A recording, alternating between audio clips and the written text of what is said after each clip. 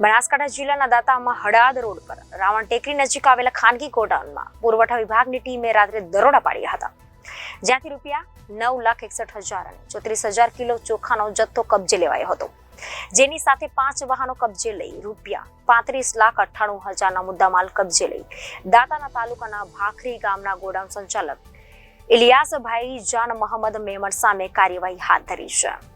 આ અંગે જિલ્લા પુરવઠા અધિકારી કે ચૌધરીએ જણાવ્યું હતું કે ગોડાઉનમાંથી ₹9,61,980ના ચોખા 34,355 કિલોગ્રામ મળી આવ્યા હતા।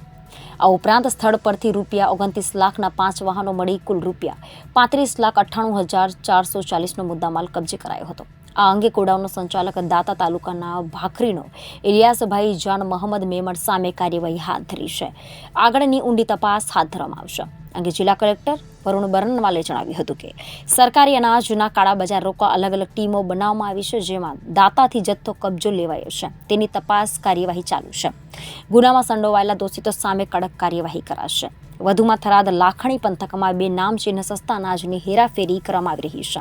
એ ક્યારે આવશે પુરવઠા અધિકારીના સકંજમાં તે જોવું રહ્યું। અત્યારે થરાદ સુઈગામ લાખણીનો સસ્તા અનાજનો જથ્થો સગે વગે કરનાર 2 ઈસમો 6 થી 7 ગાડી હેરાફેરી કરી રહ્યા છે અને વધુમાં કહી રહ્યા છે કે પોલીસ કે મામલતદાર કોઈ અમારો ફરક પાડી શકે ને તેમ નથી, કારણ કે તે લોકો અમારી પાસેથી હપ્તા લઈ રહ્યા છે। જે પોલીસ અને મામલતદારને બદનામ કરતા આ 2 શખ્સો સામે શું આમનું આમ ચાલ્યા કરશે કે પછી કોઈ કાર્યવાહી થશે? સસ્તા અનાજનો જથ્થો રાહ વિરુલ બેવટા અને સાચો ચોકી ઉપરથી રાજસ્થાનમાં ઘૂસડવામાં આવે છે। હવે આ 2 મોટા માથા પર ક્યારે થાય છે કાર્યવાહી એ જોવાનું રહ્યું।